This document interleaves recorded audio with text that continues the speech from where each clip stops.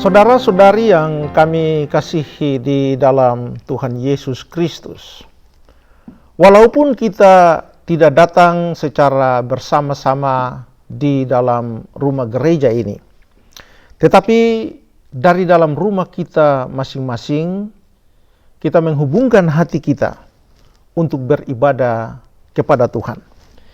Lieve broeders en zusters in Jezus Christus, ondanks we niet samen zijn in deze kerk, maar laten we vanuit onze eigen huis ons hart verbinden om God te aanbidden. Berbahagialah setiap orang yang takut akan Tuhan, yang hidup menurut jalan yang ditunjukkannya. Apabila engkau memakan hasil jeripaya tanganmu, berbahagialah engkau dan baik keadaanmu. Damai sejahtera atas kita. Gelukkig ieder die ontzag heeft voor de Heer en de weg gaat die hij wijst. Je zult eten wat je werk opbrengt. Geluk en voorspoed vallen je toe. Vrede over ons. Amin. Kita akan mendengarkan nyanyian pujian dari Kidung Jemaat nomor 178. We luisteren naar het lied uit Kidung Jemaat nummer 178.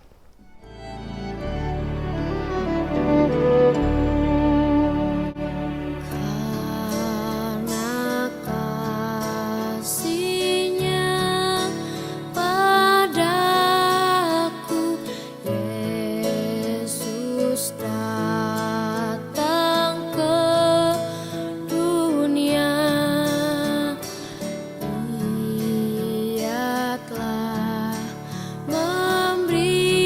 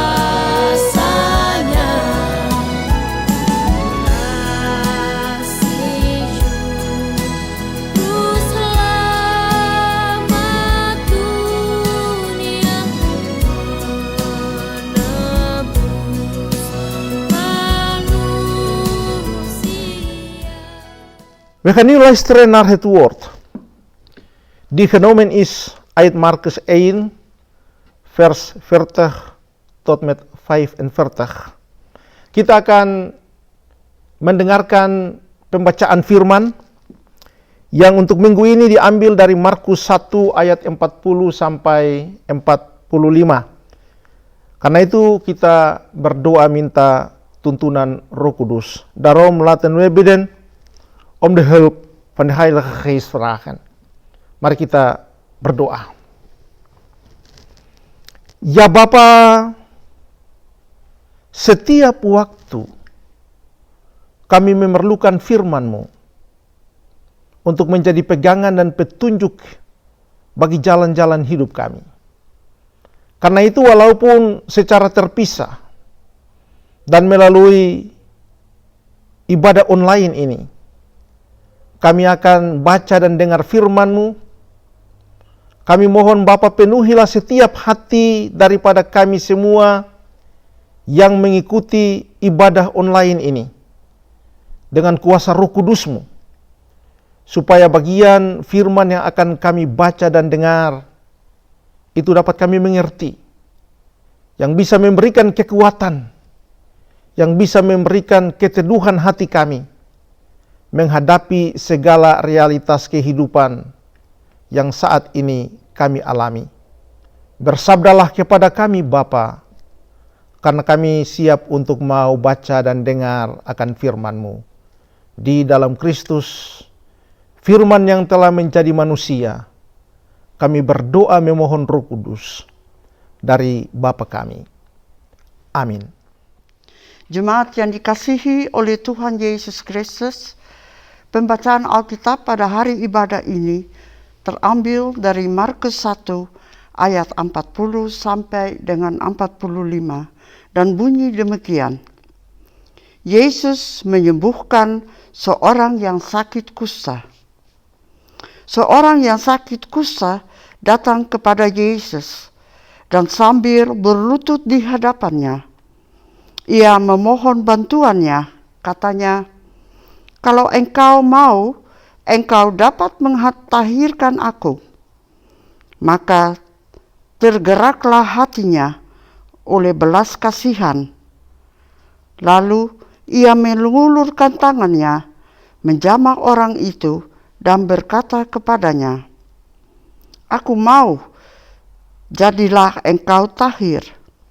Seketika itu juga lenyapnya penyakit kusta orang itu, dan ia menjadi tahir. Segera ia menyuruh orang itu pergi dengan peringatan keras. "Ingatlah, janganlah engkau memberitahukan apa-apa tentang hal ini kepada siapapun. Tetapi pergilah, perlihatkanlah dirimu kepada imam dan persembahkanlah untuk pentahiranmu persembahan yang diperintahkan oleh Musa sebagai bukti bagi mereka." Tetapi orang itu pergi memberitahukan peristiwa itu dan melebarkannya kemana-mana, sehingga Yesus tidak dapat lagi terang-terangan masuk ke dalam kota. Ia tinggal di luar di tempat-tempat yang sepi, namun orang terus juga datang kepadanya dari segala penjuru.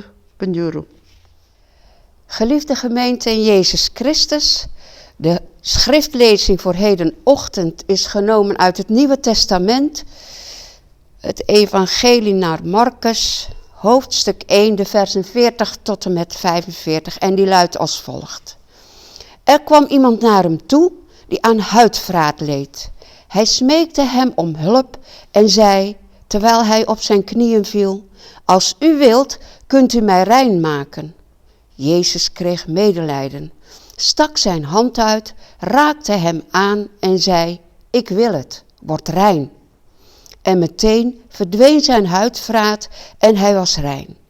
Jezus stuurde hem weg met de ernstige waarschuwing, "Denk erom dat u tegen niemand iets zegt, maar ga u aan de priester laten zien en breng het reinigingsoffer dat Mozes heeft voorgeschreven als getuigenis voor de mensen. Maar toen de man vertrokken was, ging hij overal breed uit rondvertellen wat er gebeurd was, met als gevolg dat Jezus niet langer openlijk in een stad kon verschijnen, maar op eenzame plaatsen buiten de steden moest blijven. Toch bleven de mensen van alle kanten naar hem toekomen. Tot zover de schriftlezing. Zalig zijn zij die het woord van de Heer horen en het in het dagelijks leven willen toepassen. Berbahagialah setiap orang yang telah mendengarkan firman Tuhan, lalu mau melaksanakan firman Tuhan itu dalam kehidupannya dari hari lepas hari. Terpujilah Tuhan Yesus Kristus. Haleluya. Saudara-saudari jemaat yang dikasihi oleh Tuhan Yesus Kristus, di tengah-tengah tekanan kehidupan yang tidak berhenti-hentinya, rasa capek, rasa bosan, tidak ada kepastian, maka di minggu ini coba kita alihkan pikiran kita pada hari kasih sayang 14 Februari tahun 2021 ini. Kita semua sudah dengar, kita semua sudah tahu bahwa segala upaya yang dilakukan oleh pihak pemerintah, para medis, dan para ahli itu tidak bisa memberikan suatu jaminan yang pasti bahwa dalam waktu yang pendek kita akan bebas dari coronavirus. Seng ada satu orang pun yang tahu bahwa kapan situasi ini akan berakhir. Kita semua sudah kelar dengan corona, tetapi corona belum kelar dengan kita. Karena itu baiklah kalau di hari kasih sayang ini kita tidak hanya memikirkan soal-soal romantis, tetapi kita minta dari Tuhan, Bapa Sorgawi, ajarilah kami untuk lebih mengerti kasih sayang-Mu, supaya dalam hari-hari hidup yang penuh dengan tantangan ini, kami mau lebih dekat dengan Engkau. Kami mau kasih kami punya perhatian. Kami mau kasih tunjuk kami punya rasa belas kasihan untuk sesama kami. Walaupun itu cuma hanya sebatas doa. Dalam ketidakpastian waktu, kita punya satu pengharapan yang pasti, yang dapat memberikan keteduhan di hati kita semua bahwa pada saat dan waktunya Allah Bapa akan membebaskan kita semua dari tekanan-tekanan hidup ini, dari tekanan virus ini di dalam kasih-Nya. Karena itu kita mesti sabar. Kita mesti sabar. Lieve gemeente van Jezus Christus. Te midden van de constante druk op het leven, constante vermoeidheid, verveling en onzekerheid, proberen we op deze zondag onze geest te verplaatsen naar de Valentijnsdag van 14 februari 2021, de dag van de liefde. Wij hebben gehoord en wij weten dat alle inspanningen van de overheid, de medici en de wetenschappers geen garantie kunnen bieden dat we vrij zullen zijn van de dreiging van het coronavirus. Niemand zal weten wanneer deze situatie eindigt. We zijn klaar met de corona, maar de corona is nog niet klaar met ons. Daarom, lieve broeders en zusters, is het goed dat we vandaag op deze Valentijnsdag aan God vragen: lieve Vader, lieve Hemelse Vader, leer ons om uw liefde beter te begrijpen. Zodat wij in deze dagen van het leven vol uitdagingen dicht bij u willen zijn. Wij aandacht willen geven en onze medeleven over willen brengen aan de medemens. Ook al is het maar een gebed. In deze onzekere tijd hebben we een vaste hoop die ons hart rust kan geven. Dat op Gods moment en op zijn tijd God de Vader ons zal bevrijden van de dreiging van deze virus door zijn liefde. Daarom moeten we geduldig zijn. Lieve gemeente, de boeken van het evangelie spoort ons aan dat de liefde van God de Vader de mensen direct kan bevrijden van alle soorten ziektes en problemen van het leven. Een van de verhalen gaat over een persoon die al heel lang melats was. Heer Jezus kreeg medelijden met hem. Wij moeten weten dat vroeger voor het volk Israël melatsheid een ziekte was die dodelijk was, omdat het niet kon worden genezen. Om van de melatsheid te genezen is er echt genade die van God komt nodig. De zin met het verzoek van die persoon aan Jezus: als u wilt, kunt u mij reinigen. Laat zien dat deze persoon echt geloofde in de kracht van God die Jezus had. En Jezus kon hem genezen. Maar hij wist niet of het voor hem mogelijk was om deze genezing te krijgen.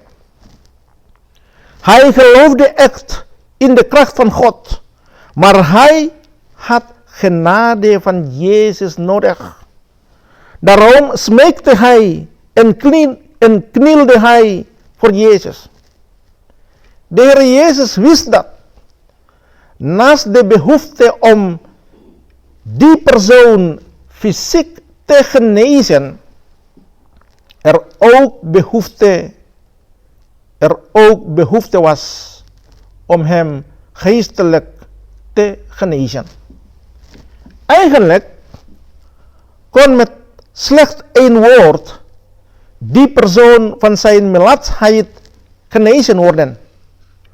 Maar Jezus deed meer dan dat. Jezus strekte zijn hand uit en raakte die persoon aan. Jezus gaf hem een aanraking die hij sinds zijn ziekte nooit had gehad. De woorden van de Heer Jezus: ik wil het, is net als fris water die zijn geestelijk leven spoelde, die dorstig was naar liefde en genade van God. Er waren 2 dingen die Jezus aan die persoon vertelde nadat hij was genezen. Ten eerste, vertel niemand over deze genezing. Dit toont aan dat de Heer Jezus zijn messiaanse kracht nooit voor de populariteit gebruikte. De wonderen die Jezus verrichtte, tonen de aanwezigheid van de kracht van God, die vol liefde en genade is. Ten tweede, die persoon kreeg van Jezus de opdracht om te doen wat in de wet was voorgeschreven. Namelijk, zich te tonen aan de priesters en om offers te brengen.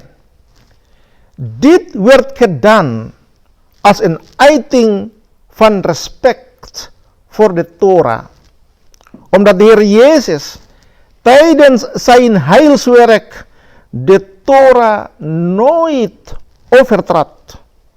En aan de andere kant, zodat die persoon weer een plek midden in de sociale samenleving kan krijgen. Die persoon ging weg en vertelde met een blij hart over deze mooie ervaring in zijn leven. Lieve broeders en zusters, wat kunnen we van deze verhaal voor ons leven leren? Het is heel duidelijk wat we hebben gehoord. Dat iemand die een zo bitter leven heeft geleid, vol worstelingen en ziektes, rechtstreeks genezing heeft ontvangen van Jezus. Hij is niet alleen fysiek genezen, maar ook zijn geestelijk leven werd gered. Eerst voelde hij zich vervloekt, maar hij had de liefde, genade en de zegen van God ontvangen. De genade en liefde van God zal altijd door de geschiedenis van het menselijke leven heen in deze wereld doorgaan. In het verleden, heden en voor eeuwig. Gods genade en liefde is er ook nu voor ons allen. Wat de last van het huidige leven ook mag zijn. Welke ziektes we ondergaan. Achter dit alles schuilt de genade en liefde van God in Jezus Christus, die ons zal bevrijden en ons zal redden. Daarom mogen we niet aarzelen om al de gevoelens van ons hart te uiten en de genade aan God vragen. Wat de omstandigheden van ons leven ook mogen zijn, God zal ons verwelkomen zoals we zijn. Omdat Jezus had beloofd, vraag en er zal je gegeven worden.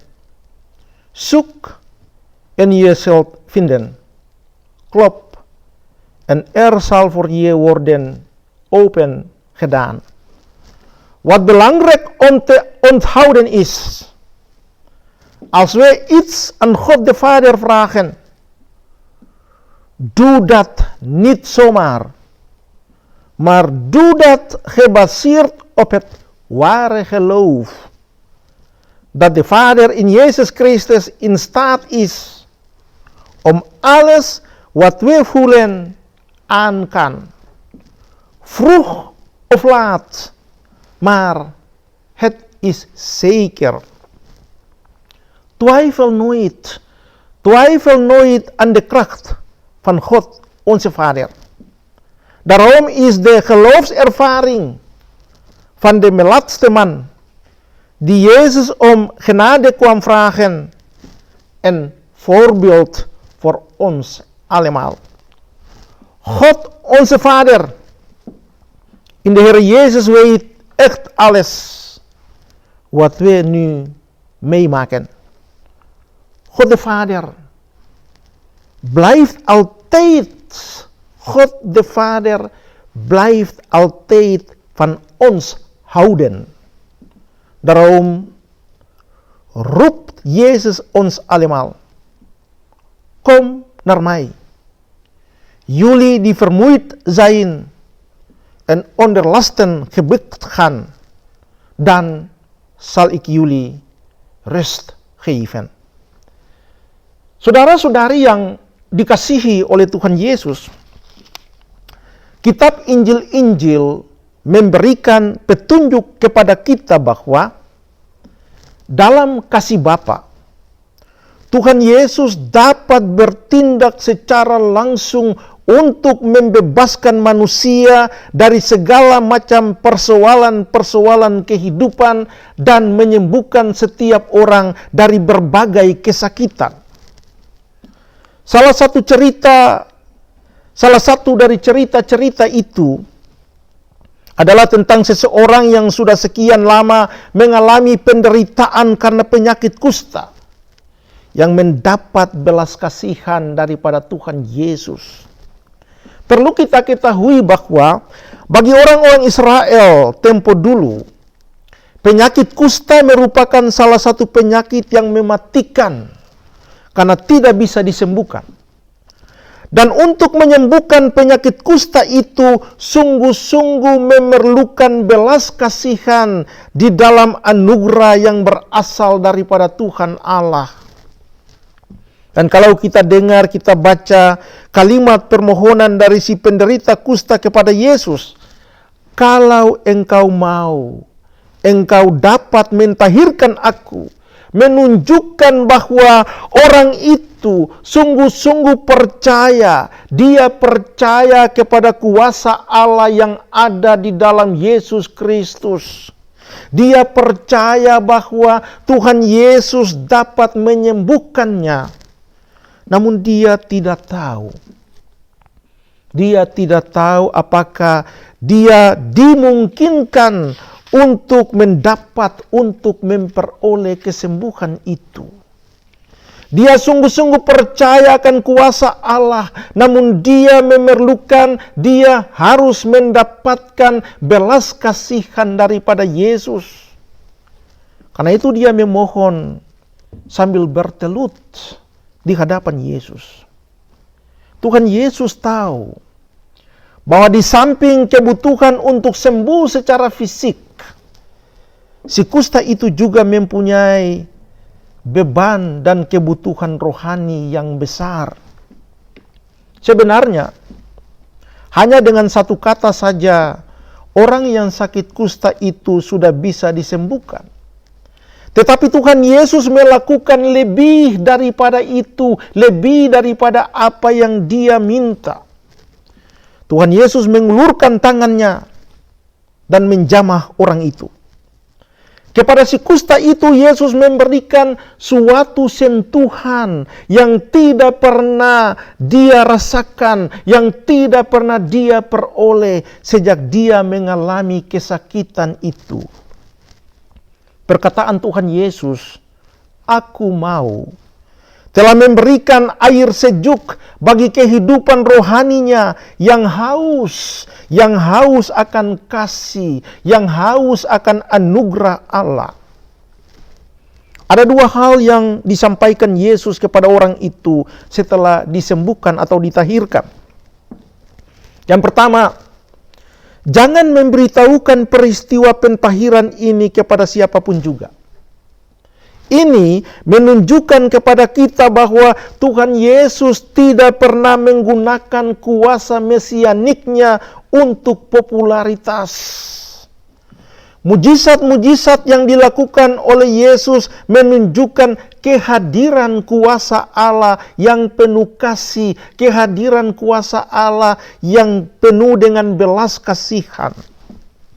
Dan yang kedua, dia disuruh oleh Yesus untuk melakukan apa yang diatur di dalam Taurat, yaitu memperlihatkan diri kepada para imam dan memberikan persembahan korban. Ini dapat kita baca di dalam Imamat pasal 13. Dan hal itu dilakukan sebagai ungkapan penghargaan terhadap Taurat. Karena Tuhan Yesus tidak pernah melanggar hukum Taurat di dalam setiap pelayanannya. Dan pada sisi yang lain, supaya orang itu bisa mendapatkan tempat kembali dalam hidup sosial di tengah-tengah masyarakat. Orang itu pergi dengan senang hati, orang itu pergi dengan sukacita dan menceritakan pengalaman yang indah, pengalaman yang begitu bagus yang dia alami dalam hidupnya. Nah, saudara-saudari jemaat, apa yang dapat kita belajar dari cerita ini untuk kehidupan kita sekarang? Sangat jelas kita mendengar bahwa seseorang yang mengalami kehidupan yang begitu pahit, yang penuh dengan pergumulan dan kesakitan, telah mendapatkan kesembuhan, telah mendapatkan kelepasan secara langsung dari Yesus. Bukan saja fisiknya disembuhkan, melainkan rohaninya juga diselamatkan. Tadinya ia merasa dikutuki, tetapi telah menerima pancaran kasih sayang, telah menerima anugerah dan berkat daripada Tuhan Allah. Kasih sayang Allah itu tetap berlaku, saudara-saudari, sepanjang sejarah kehidupan umat manusia di dalam dunia ini, sejak dulu, sekarang, dan selamanya. Dan kasih sayang Allah itu juga ada selalu dengan kita semua. Apapun beban hidup yang saat ini kita hadapi, apapun sakitan yang saat ini kita alami, tetapi di balik semuanya itu ada kasih sayang Allah, ada cinta Allah di dalam Yesus Kristus yang akan membebaskan, yang akan menyelamatkan, dan yang akan menyembuhkan kita. Karena itu jangan kita ragu untuk menyampaikan segala perasaan hati dan meminta pertolongan daripada Tuhan Allah. Bagaimanapun keadaan hidup kita, saudara-saudari, Tuhan Allah akan menyambut kita. Tuhan Allah akan menerima kita sebagaimana kita ada. Karena Yesus telah berjanji bahwa mintalah, maka bagimu akan diberikan. Carilah, maka kamu akan mendapatkan. Ketoklah, maka pintu akan dibukakan bagimu. Satu hal yang harus kita ingat adalah apabila kita meminta sesuatu daripada Allah Bapa kita, jangan cuma asal-asal, jangan cuma coba-coba saja, melainkan harus didasarkan pada iman. Iman yang benar bahwa Bapa di dalam Yesus Kristus sanggup mengatasi segala sesuatu yang kita rasakan. Cepat atau lambat, tetapi itu hal yang pasti. Jangan pernah kita meragukan kuasa Allah Bapa kita. Oleh karena itu, saudara-saudari, pengalaman iman dari seorang penderita kusta yang telah datang meminta belas kasihan dari Yesus ini menjadi satu pelajaran, satu contoh yang sangat berharga bagi kita semua. Tuhan Allah di dalam Yesus Kristus sungguh-sungguh mengetahui segala sesuatu yang saat ini kita rasakan. Dan Tuhan Allah tetap mengasihi kita. Karena itu, Tuhan Yesus memanggil kita. Marilah kepadaku, semua yang letih lesu dan berbeban berat, aku akan memberikan kelegaan kepadamu. Amin. Saudara-saudari, mari kita satu di dalam doa. Kita berdoa. Dengan penuh kepasrahan hati kami datang kepadamu, ya Aba, ya Bapa, di dalam Yesus Tuhan kami. Sambil kami bermohon, pandanglah kami Bapa dengan belas kasih-Mu. Berikanlah kepada kami kekuatan. Berikanlah kepada kami kemampuan. Berikanlah kepada kami kesabaran dan keteduhan hati untuk kami bisa menghadapi segala situasi yang tidak pasti di saat ini.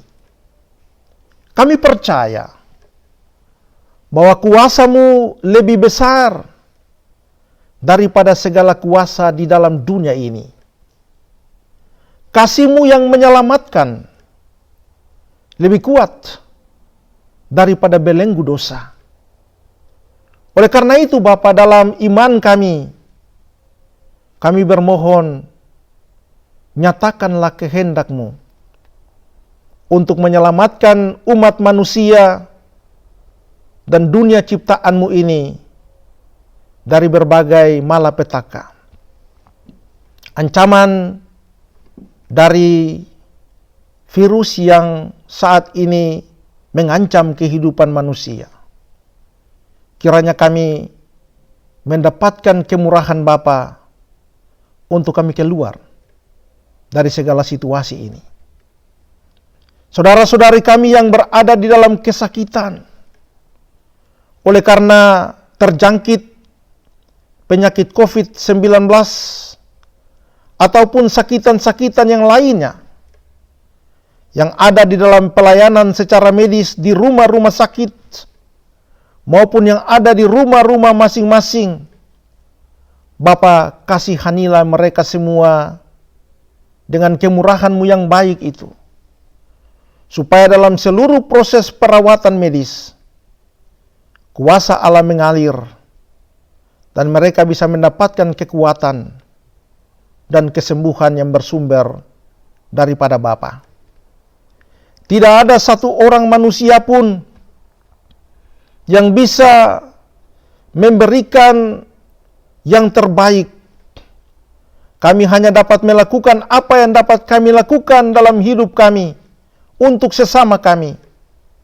Tapi yang terbaik itu bersumber daripada-Mu Bapa.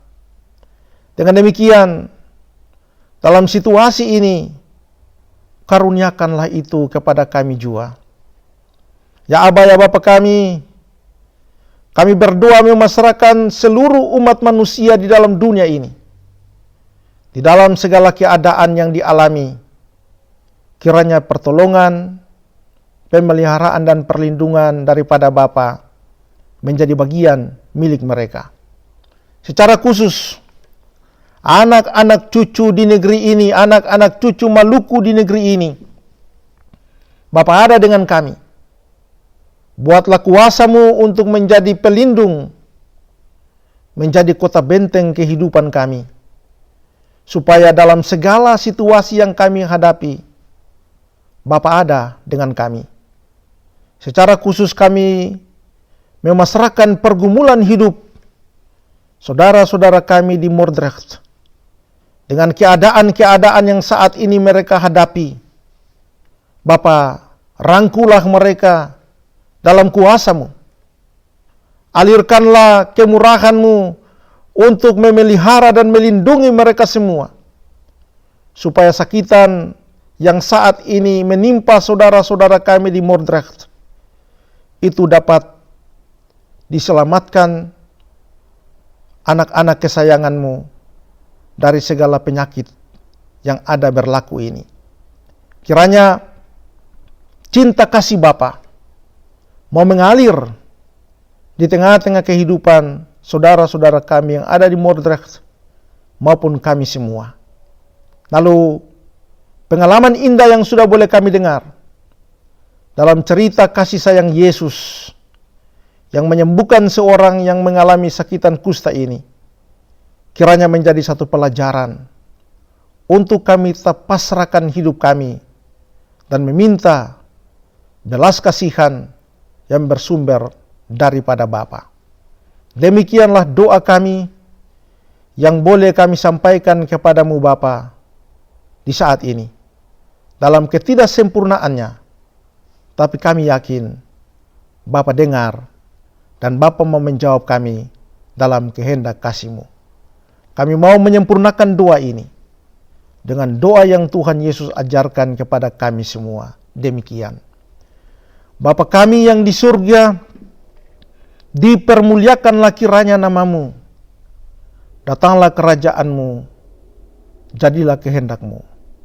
Seperti di surga, demikian juga di atas bumi. Berilah kami pada hari ini makanan kami yang secukupnya, dan ampunilah segala kesalahan kami, seperti kami juga sudah mengampuni orang yang berkesalahan kepada kami. Dan janganlah Bapa membawa kami ke dalam pencobaan, melainkan lepaskanlah kami daripada yang jahat. Karena Engkaulah yang punya kerajaan, dan kuasa dan kemuliaan, sampai selama-lamanya. Amin. Kita akan mendengar nyanyian dari buku nyanyian gereja nomor 382.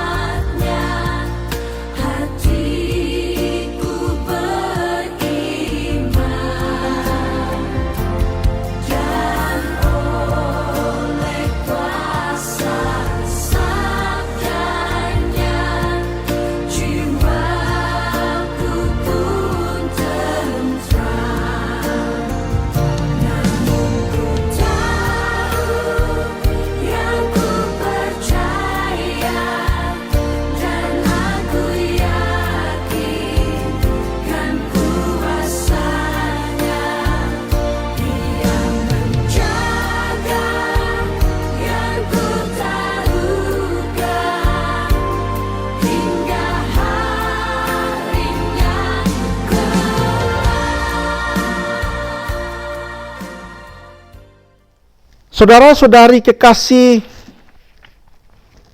Tuhan Allah telah menganugerahkan kepada kita kehidupan hari kemarin, hari ini, dan hari esok. Keagungan kasih-Nya tetap mengarahkan langkah hidup kita ke masa depan yang penuh kepastian. Tak kala itu kita diberi tanggung jawab untuk mengurus kelanjutan hidup ini di dalam berkat Tuhan. Lieve gemeente, de Heere God heeft ons gisteren, heden en de dag van morgen het leven gegeven. Zijn machtige liefde blijft de stappen die wij nemen in het leven leiden naar een toekomst vol zekerheid. Daarom wordt aan ons de verantwoordelijkheid gegeven om met Gods zegen voor de voortgang van dit levensloop te zorgen. De Heer behoedt je voor alle kwaad. Hij waakt over je leven. De Heer houdt de wacht over je gaan en je komen, van nu tot in eeuwigheid. Tuhan akan menjaga engkau terhadap segala kecelakaan. Ia akan menjaga nyawamu. Tuhan akan menjaga keluar masukmu dari sekarang sampai selama-lamanya. Amin.